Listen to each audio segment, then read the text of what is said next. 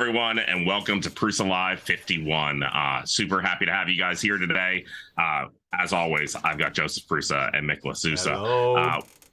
We don't have a guest this week because we've got a lot to go through with everything that's been going on around here. So let's not cut to the chase and hurry up and get into it all. So hey, what are your picks of the week there, Mickey?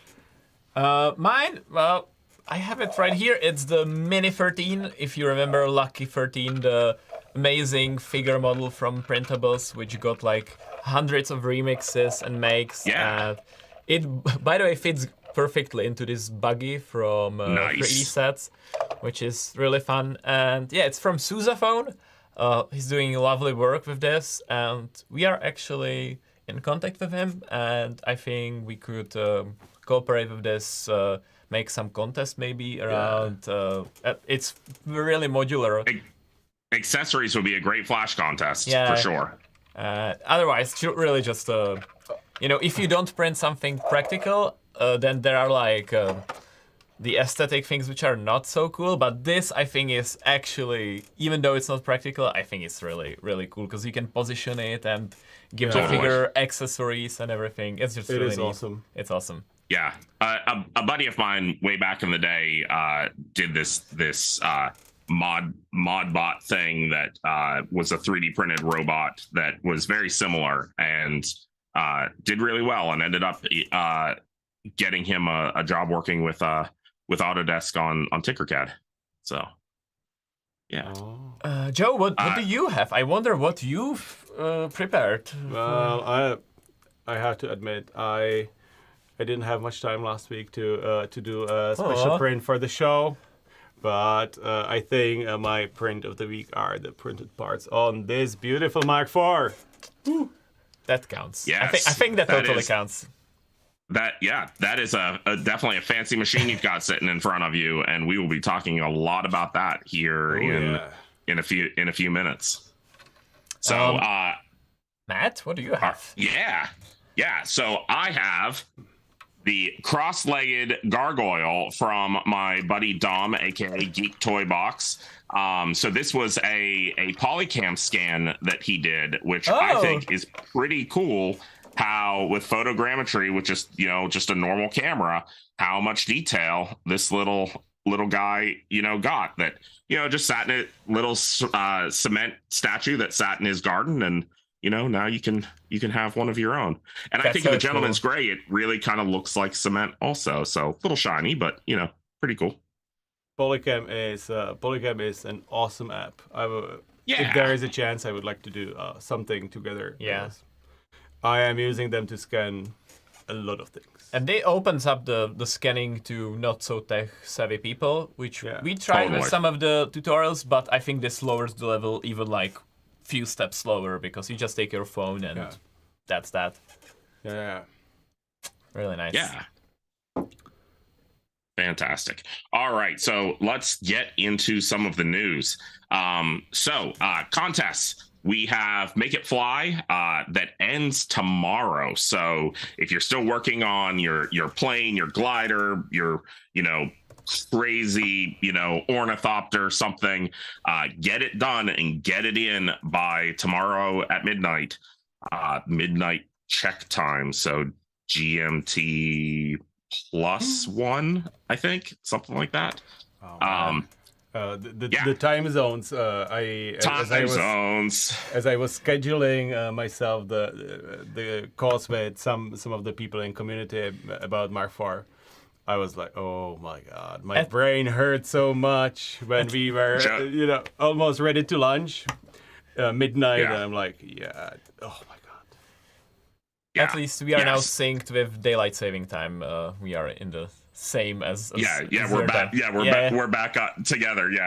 Those 2 weeks that were an hour off from each other. So that's ending. We are going to launch the next large contest on Saturday. Right away, it is ready to go, and we are for many reasons we are shipping it right away.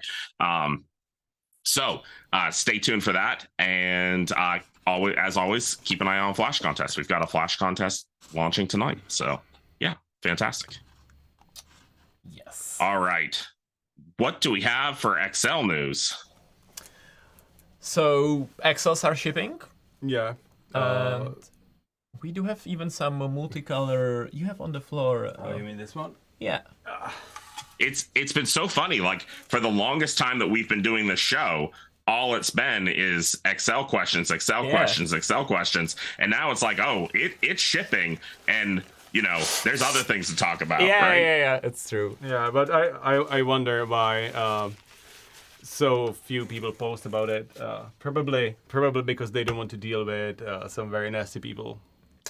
Yeah. But so far, Man, what I'm people I'm in contact with, they are very happy. Our that testing Fisher, yeah. yeah, that Fisher King looks absolutely gorgeous. Our testing is starting to pump like these huge 5-color prints that look absolutely stunning. So I think as soon as it's ready, we will ship. I don't think we've shipped yet, right? The beta units for the multicolored XL. They have not yet shipped. So I think that's getting ready.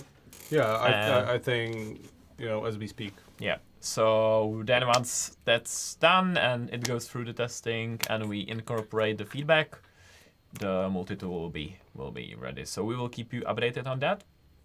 But I think that's pretty much it for the XL. Yes. Super excited. All right. Shall we start with? Let's talk about the elephant in the room. Yeah, let's talk about that Mark IV. All right. I am wondering how we will do it because the release article is 37,000 letters. Yeah. Which is like a small book. How can we fit it into a small stream? But So I made a breakdown of a couple things to talk about, and we can maybe start there, and then kind of go through. I mean, I think the most important thing to discuss about this is it's shipping right now. There are people that have it on the way. Yes, true. Most people are used to we put up a sale and then there's a little wait, obviously the Excel, things like that, but this is shipping right now today, so which is fantastic. That was unexpected for a lot of people, but and I think we had like 100 Mark IVs leave today. Yes, but one thing to maybe bring up was the shipping estimates, which got wonky for a little while.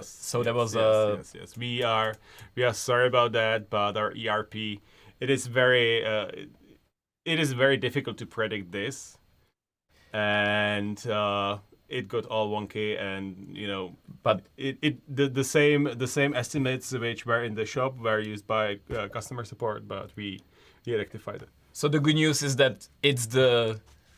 I'm sorry. I'm sorry. You're gonna sneeze? Yeah, go for it.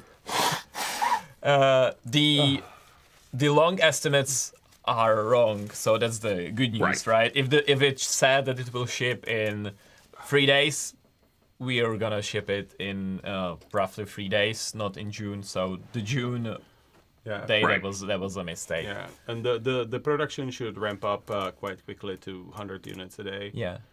So that should be going out quickly. That's another thing, that the production is really ready for this, and we have the parts, so that's really good. I mean, we sure do have a lot of parts. We do.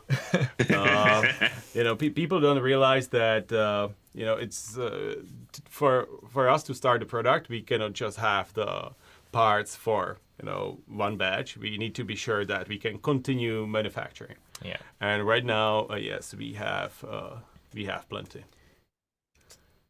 Okay. Which is fantastic. If we could highlight like one feature of the Mark IV, Joe, what would be your pick? My absolute love is the new homing with load cell. Which is very unassuming. You cannot see it from anywhere. It is integrated into the how should we call it for the stream? Aluminium carriage. yeah, extruder body. yeah, like Probably. heatsink, print head, everything is sort of Yeah. combined, but yeah. And why is it so amazing? Because we are probing against the print surface with anything induction or so. You are probing against the metal sheet. So that is why we needed to have different profiles for different types of sheet, and even on the PI sticker ones, the tolerances of the glue thickness and the sheet thickness, even 10 microns could throw you off.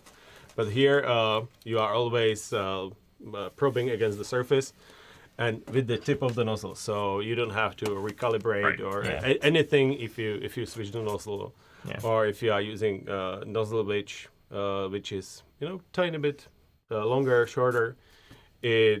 Everything just works. So a scenario where you had I don't know, PLA loaded and some nozzle and the smooth sheet, and you switch to a bigger nozzle, you reload to pad G, and you would like to use the textured sheet.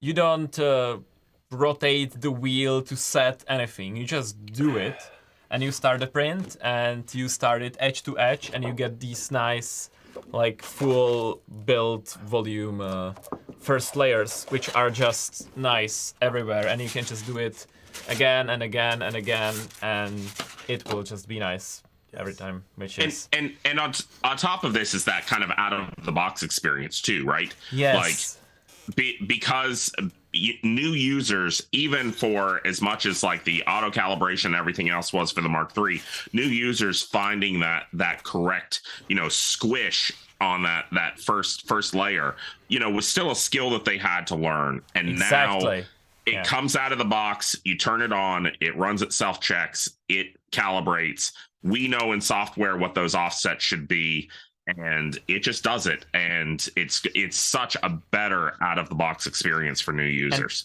I'm seeing a lot of really good questions which are exactly related to that, which I think would be good to tackle right away.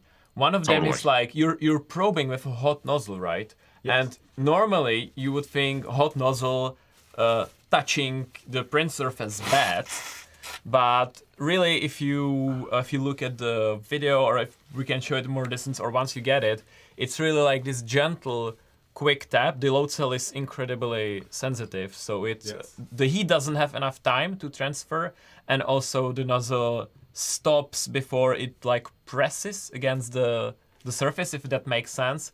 So even if you use the smooth PI sheet, which would be the most prone to like scratches or something, you can have the nozzle super hot and do the homing with the hot nozzle, and you will not see any damage to the sheet. And another thing I saw was what if you have some filament leaking out of the nozzle, like will it not be inaccurate or something? So we heated to, I think, 170 to probe, which is found by testing that with a special move, it doesn't matter. It like cleans itself, right? At the beginning. Exactly, and if it's not sure, it does more taps. But also, we are probing just where you need it. We are not probing the whole bat. It's really quick, and when you see it do it, you see it go like tap, tap, tap, and then it hits one spot, and it's like tap, and it moves just like a half of a millimeter, and it taps again, and then again, and it will do it like just once or twice or 3 times until it's happy with the readings. So if there was a little bit of plastic leaking out, it will clean it, and then the reading gets consistent, and it's happy, and it moves on. It kind of understands, like if you were to wear like a winter glove and poke something, you feel that squishiness. It can sense the squishiness of the oozed plastic and knows to retest. And that's just, I think, the big beginning. Okay, the load cell gives us data the whole time, right? So maybe we can do something more with it in the future. We can do a lot, because it is not binary. It is not true or true false. We have full analog readout of that. So we can sense more forces in the extruder body, and with time we might be able to see if the extruder is still extruding, detect clogs and other stuff. But we are also using the same load cell for on the Excel to do the tool offset calibration. What happens to the filament when it's cleaned from the nozzle? So it doesn't stay on the bed or anything. It just gets pushed to the side. So by the time the probe finishes the probing, there might be some like stuck filament to the nozzle, but then it does the purge line, actually not in front as you're used to the Mark III, but it will do it just in front of the print, so in a different place every time. But it does this like overflow, like really over pushing the filament, so anything that's stuck to the nozzle, it like sticks to this filament, so then you will have this big like short but thick purge line, and that's where all the extra plastic, the cleaning where it happens. Yeah. We do it this way because we don't want to be able to do it in the front. We would have to probe it there too. Yeah. As we used to. Because we don't. If we probe for a benchy, we just probe in the middle, so we don't know precisely how high this is. So we just purge right in front of the benchy.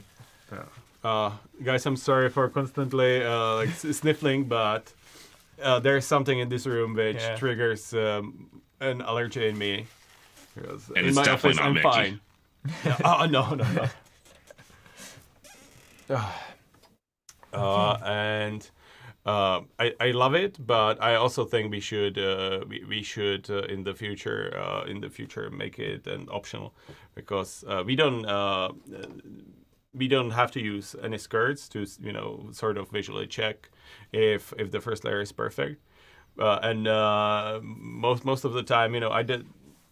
Only reason for me to touch the bed was to remove the purge line, and I think it would be nice to have it out. So it's a funny side. We will work on. I completely forgot about it. It's a funny side effect of the perfect first layer that there is no skirt, because we don't do the outline anymore, so you can see if it sticks, because it sticks. So yeah, and the skirts is like the most annoying debris around the printer, right? Mm-hmm.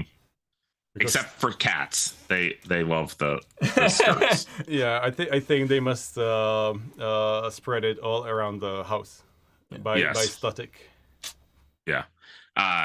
And that makes it easier to print edge to edge too now, right? The lack of the skirt means that you don't have to worry about any of that.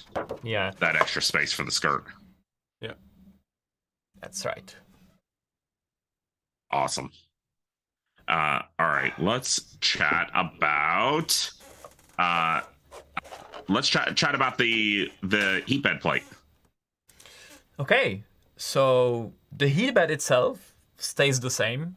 One of the things when you upgrade through one of the many options that you can keep. Can we? Yeah, but the mounting is different, a bit different. So it allows for thermal expansion a bit better. So the screws are, they don't go through a constrained hole, but there are these metal boxes which let the screw go in the direction where the heat bed is expanding.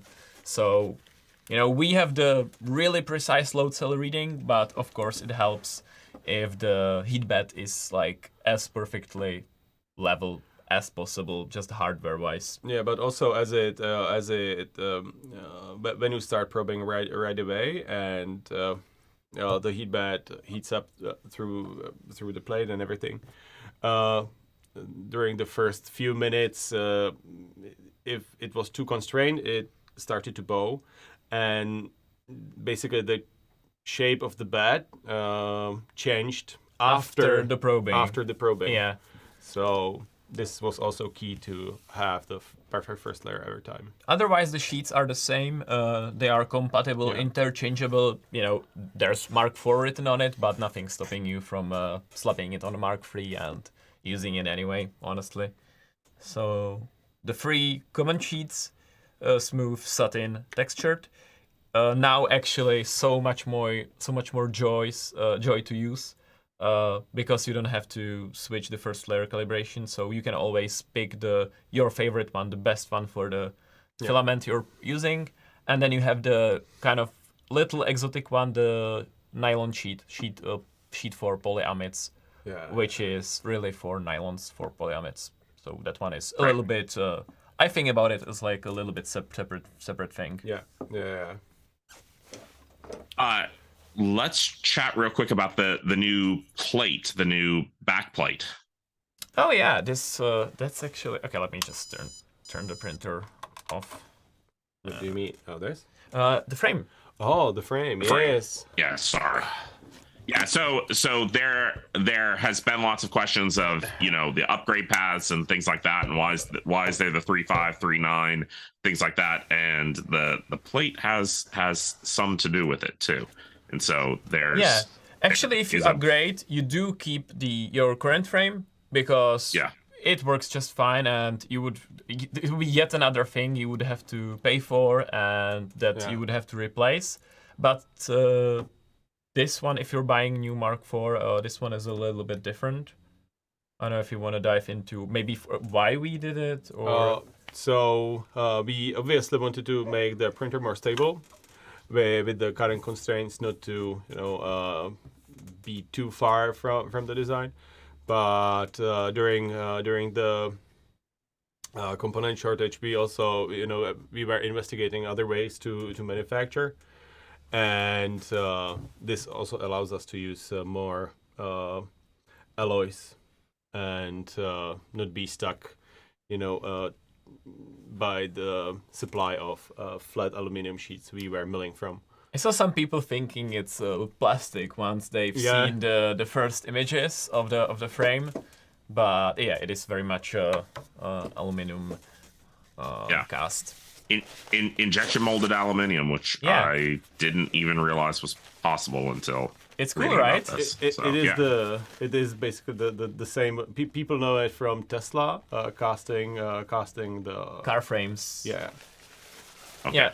So basically that. Yeah, and I guess once you're casting it, you might as well. You can get more complex than milling it from a piece of metal, of aluminum. So there are some. Yeah, it's hard to see because of the black and the colors and things, but there's a honeycomb texture now in the back of the plate, which is pretty rad. And there are some functional. Yeah, you can see it a little bit. There are some functional reasons for it, and it gets a bit thicker in some spots. Yeah. So exactly. But it's we could do it, so we improved it, but the Mark III frame is still pretty good. Yeah. So it works just fine. This is just a little bit stiffer, so it'll be a little bit better in that regard. I see you have opened the electronic box on this one. Yeah. So we can see the motherboard. The electronics. Yeah. This is now actually metal, by the way. This box used to be printed one, but the all new X-Buddy. This one is actually manufactured in-house in our new SMT factory. I was teasing about some quality control some time ago. The PCB line is just so incredibly cool. It feels like a sci-fi rocket ship when you visit it.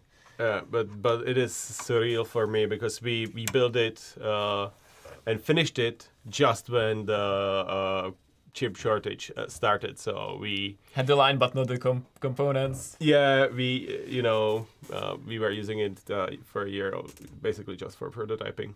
Yeah. But first product we manufactured there, I think, was the electronics for the enclosure, then Excel, and now this. Yeah, it's great that we have this in-house. So yet another thing we have really control over the quality. Like Joe showed the X-ray scanning the chip, and we have image processing, just looking if the parts are all in the correct place.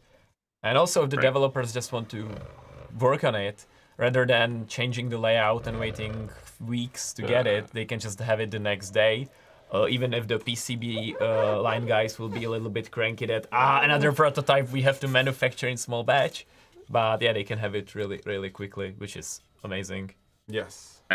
At some point when there's enough space, hopefully there'll be a production line and a prototype line so that, Yeah.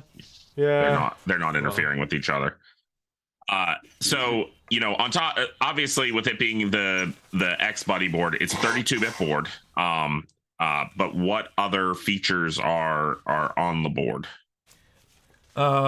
Yeah, so the more processing power opens the doors to so many things, including input shaping, which I guess we will get to in a bit.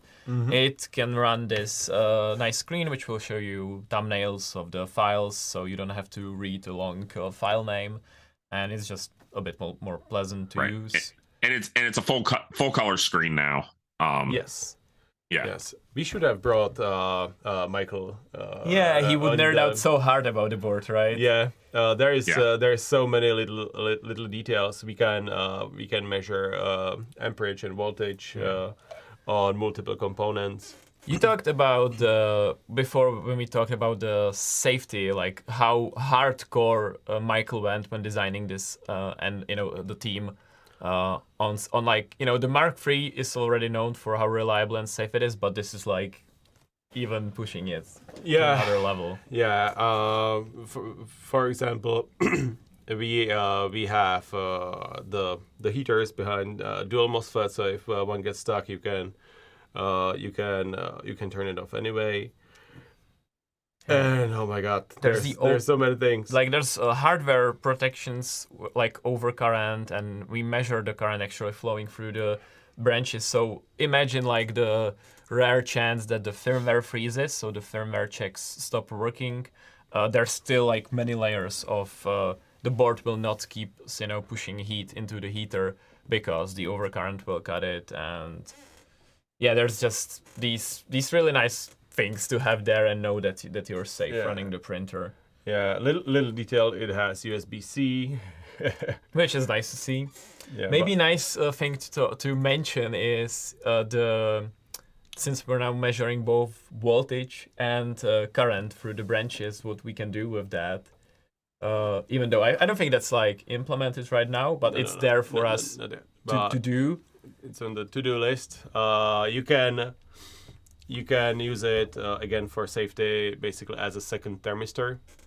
As we introduce the thermal model, now we can just by reading these two, we can get the temperature plus minus 40 degrees Celsius, something like that, and that is good enough. That is good enough for the safety features. Yeah.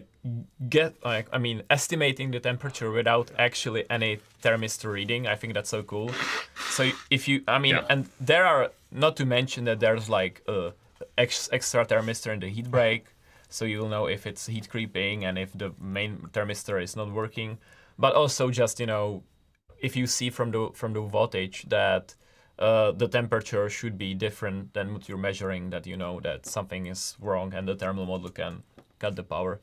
So just cool little things. There are probably about 100 million other cool things, like the fact that all these cables now don't go all the way to the main board, but that there is a nice little breakout board on the extruder. Yeah, I don't know how much you can see on the stream, but yeah, you can do everything.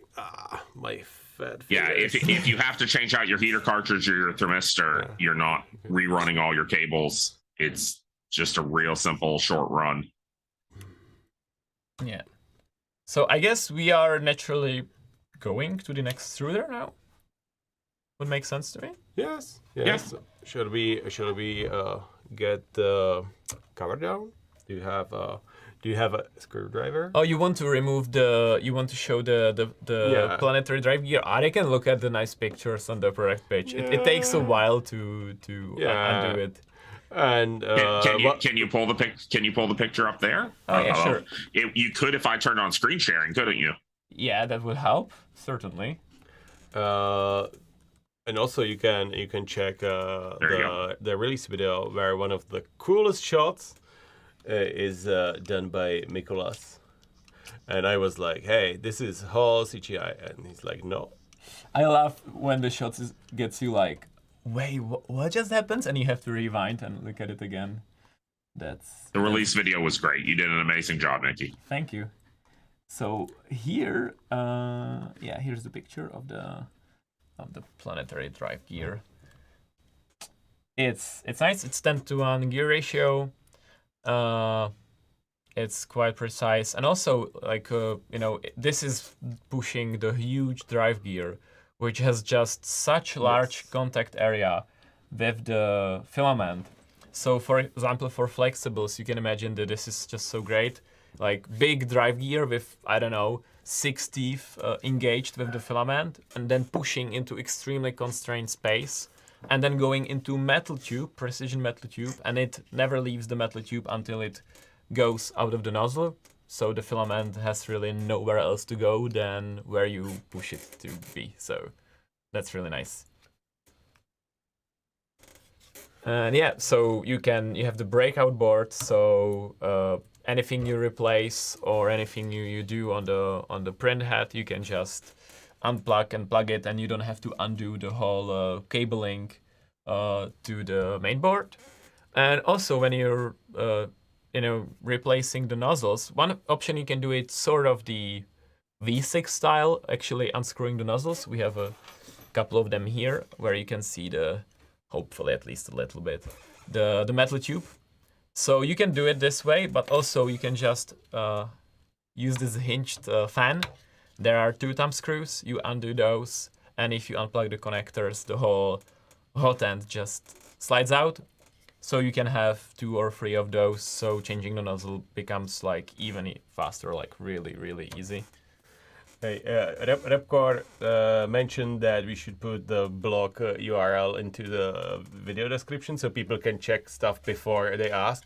But we know that estimated reading time of the article is 26 minutes. Yeah. So I'm not sure. I'm not sure if people would be able to finish it before the stream ends.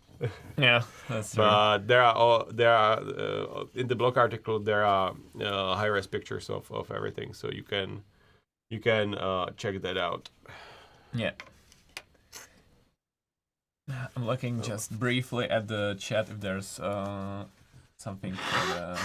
Oh yeah, so weight and everything. So not only is it lighter, but more importantly, it's, if you imagine the Mark III extruder, the motor is sticking quite a bit forward, which makes like a bit of a leverage on the print head. So here, it's a pancake motor. It's like really small. I think I may even... Okay, never mind. It's somewhere in here. But yeah, it's really thin. And so the whole weight of the print head is so much closer to the actual axis where it moves. Yeah. Yeah. Like, I don't think you can see anything. So this thing that's making it look bigger is the fan on a hinge, which really weighs very little, and everything that's heavy is directly on above the x-axis itself. Yeah. So that's really nice.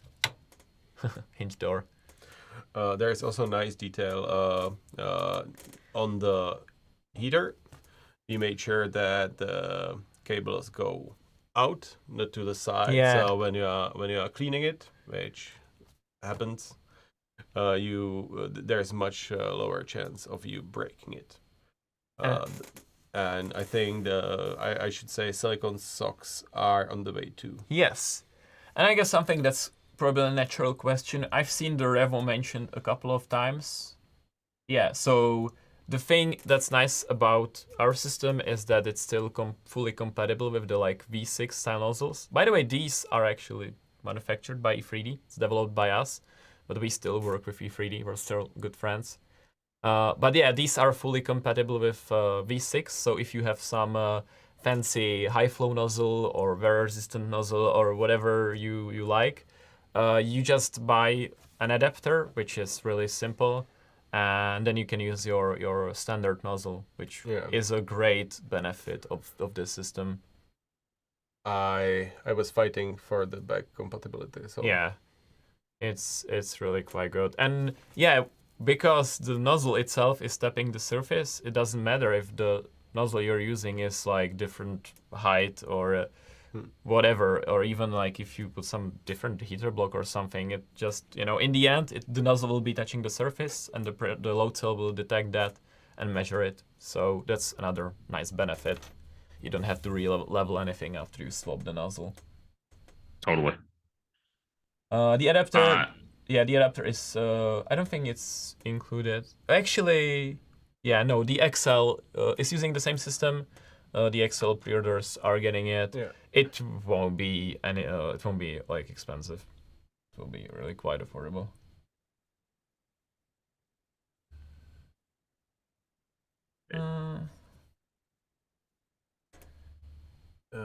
You have to hot tight the adapter. I see in the chat. You do? Yeah, as always, you know you need to have the surfaces really sealed. Okay, I totally didn't do that. Well, I have some high flow 0.5 on my Mark IV, and I just did it cold outside, so I might want to check on that. Well, Do as I say, not as I do, I guess. Yeah, you can. You get away with it 100 times, and 101st. Yeah. You have a blob of death. Yeah. So let's talk about the upgrade paths. If you already have a MK3, there are a couple upgrade paths out there for you. What's the difference between the 3.5 and the 3.9? So, as you said, there are a couple of upgrades. The first is 3.5. It is basically the electronics and user interface, which gives you the possibility to input shape and also the network connectivity, all of that stuff. But it is the cheapest option, and I think makes sense for most people, especially for people who like upgraded to E3D Revo, and the extruder stays the same. Then with 3.9, you have the electronics, the user interface, but you also have the new extruder. So basically, it will look exactly like Mark IV. Yes, and what you get more on top of that, if you want to have the full Mark IV upgrade, is the low VFA motors. I think really the super cost-effective way to get the full Mark IV is the 3.9. Yeah. The VFA, the vertical fine artifacts, is we had a box of prints where one of them was from 3.9 and the other one was from 4. And if you look at the prints like this, you will not see a difference. So everyone was looking at them like really staring at the print, and then you can see this little difference in the surface, those vertical artifacts. But if you are not so extreme about even the tiniest of artifacts, then I think the 3.9 is a really excellent choice. If you want to make your 3 into exactly like the full thing, then we have the 4. We did it right away because last time when we released the 3, we didn't do the full upgrade from 2 to 3, and we said like, guys, would be replacing like almost everything, and the community feedback was overwhelming.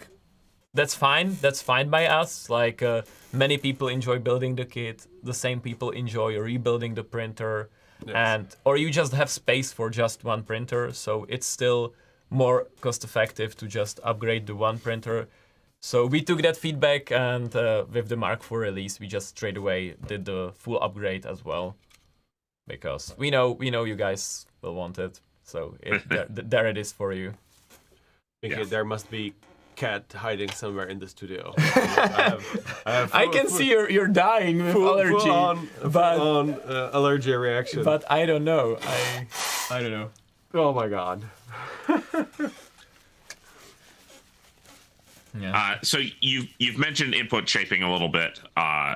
Do we want to talk about the future of input shaping on the Mark III or on the Mark IV? Sorry. Sure.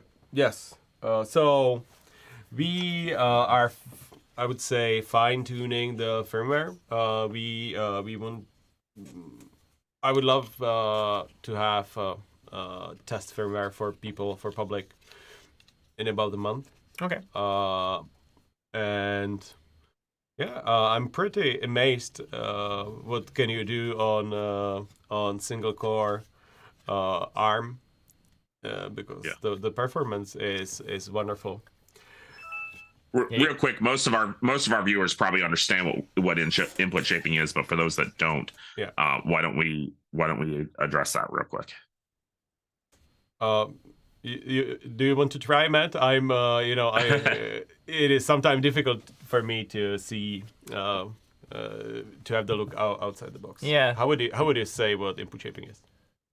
So input shaping is looking at the actual performance of the machine. So there's added sensors to the machine, accelerometers to actually see how it performs, and then makes adjustments to the acceleration and other aspects of how the printer runs, so that it matches to the actual performance of the machine, not just a kind of a hypothetical. I think a good way to discuss this would be, a lot of us might be familiar with like traction control on cars and things like that, where they're actually adjusting how the car is performing based on the actual performance. The demo I love with Input Shaper is the tennis ball and a spring. If you've seen it, let me see if Google. Oh yeah, actually, I think I have it. So yeah, in the end, the real advantage of this is being able to go much faster. So you can see obviously thing on a, now it's on. So you have this wonderful thing where a springy material is moving rapidly left right, and of course the weight on top is bouncing like crazy. And then when you turn it on, it just suddenly seems like a completely solid thing, even though it's exactly the same.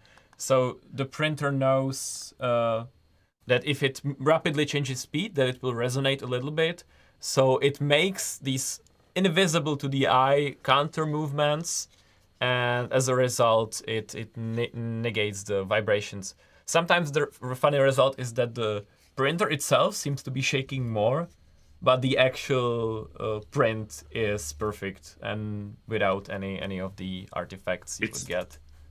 It's like noise canceling headphones too, right? Like, yeah, like this little bit counterintuitive thing, but actually works out really well. So that's not in the firmware which is released on GitHub right now, and that's shipping on the Mark IVs.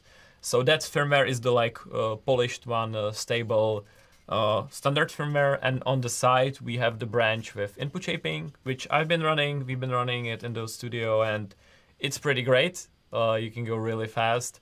But I think, as Joe said, it needs some polish and some more testing before we're ready to send it out to the masses. Yeah, what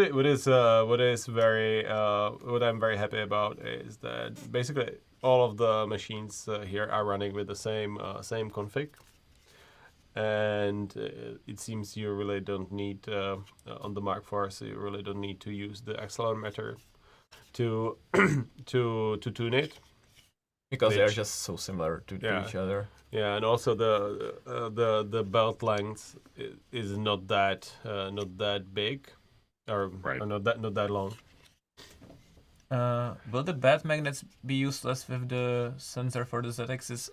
They still hold down the sheet, very much useful, I would say. Yes. So yeah, someone said if its influences only like high-speed prints in no, it actually makes even slower prints nicer quality, I'd say.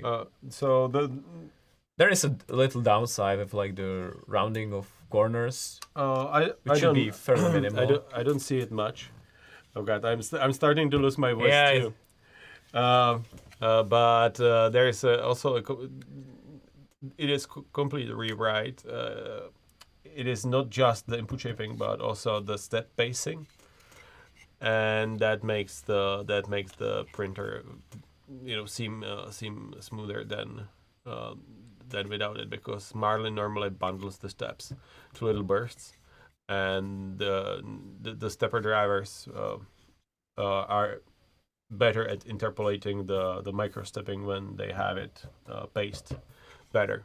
And I guess this would be, those steps also help with another thing, and that's, I think, time to go over another really standout feature, and that is that the Mark IV is still really quiet. Like, if you know the Mark III, it's annoyingly quiet where you enter the room and you are like, oh, the print is finished, and then you walk a bit closer to the printer and like, no, it's still printing, I just didn't hear it. So this is kind of the same story. So even when it's printing quite fast, it's totally, like, we have them in our office and you are just fine. If you have headphones, you don't even know about it. And even if it's there, you can still concentrate on your work and it's not like an annoying sound that will bother you. So that's, I think, really a big thing for many people. If you have a small kid, if you live in a house with many flats, so your neighbor is not cranky about your 3D printer, I think it's really important standout feature of the Mark IV. Yeah, you don't have to have soundproofed printer. Yeah. And that's like without, putting some washing machine foam under it or something which like further dampens it and makes makes it super, super quiet. So that's really... I saw a question in the comments. One of the questions about the upgrade kits. Will the new Z rods be included in any of the upgrades? The larger Z rods. Definitely in the full upgrade. I would assume in the full and 3.9. In the 3.5, you're not changing much in terms of the kinematics. So, but please take this grain of salt and read the description on the product page, and it will be more informed than the two of us from the top of our head. Yes, I think you can see on both of us that it's been very tough week, and our brains are shutting down. We're too excited, and it's been a long day. But I'm so excited that we managed to surprise everyone so much. Yeah, it's been great. And we're so close to April Fools that everyone was terrified that you were already trolling people. So this is not a joke. It's a thing. Yeah. Oh, but I would say we this year we will have the best April Fools in the industry. Yeah, I'm looking forward for that. Fantastic. And I tell you, it is real. Remember this for April Fools. So Mickey, you and I had kind of talked about it a little bit before the call or before the show started, but it comes back to the question about the magnets in the bed. With the new probing, the skew adjust is no longer a thing. But one of the things that as you were saying that we've already seen is that already in the Mark III it wasn't really necessary anymore. Correct? Yeah, with our quality control of the profiles cut, we know that it doesn't have any benefit on the machines we make. It was like a heritage from the Mark II, where you had the threaded rods, and you would you really enjoyed seeing that you are 1 degree off or something. But already on the Mark III, you would just build it together without paying any attention to it, and then you would do the skew measurement on it, and it would be like 0.01 degree off. So yeah, it's really not needed, especially with this kind of frame. Yeah. Fantastic. Mark IV on 1st April. No. Yeah, what about the open source license? That's actually a great topic, and I think you put it down really nicely in your article about the state of the open source. So I think it would be...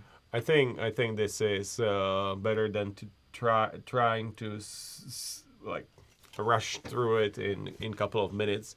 We are trying to open a discussion about how what is the state of open source, and how are people using the licenses. And I think it's the article is very well written. So take a look at it and think about it. And we would like to get back to it maybe in next stream or stream after that, or anytime when there's an opportunity. We will be reading all the feedback that you have on that, because that's what the article kicks out, the discussion.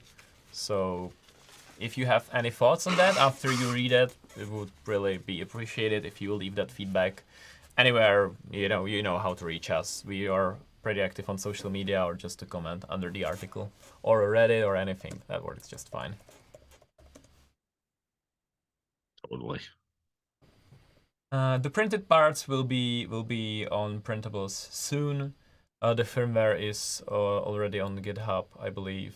It's actually quite nice that it's the same code base for all our printers. So the XL, the Mark IV, the Mini, it's the same code for the most part, and then it branches out where the printers are different. Yeah, and even it is the same code base even with Mini, but I don't think we can do input shaping on that processor yet. We might be in the future if we optimize more, but it will not be in the near future. Yeah. So real quick, we haven't talked MMU3, which was also announced. Yeah, it's on the edge of the frame right there.